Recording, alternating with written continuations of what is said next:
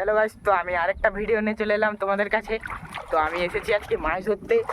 তো আমাদের জালগুলো তোমাদের দেখাবো গাইস। তো কতগুলো জাল আছে আমাদের। তো এই জলের ভিতরে আমি নেমেছি ভিডিও করতে। এখানে একটা জাল আছে, তো তোমাদের আরও জালগুলো দেখাবো আর মাছগুলোও দেখাবো কতগুলো লেগেছে। তো গাইস তোমাদের আমি জালগুলো দেখাচ্ছি। এই যে এটা একটা জাল, আর ওখান থেকে শুরু জালগুলো তোমাদের দেখাচ্ছি কতটা অবধি জাল আছে।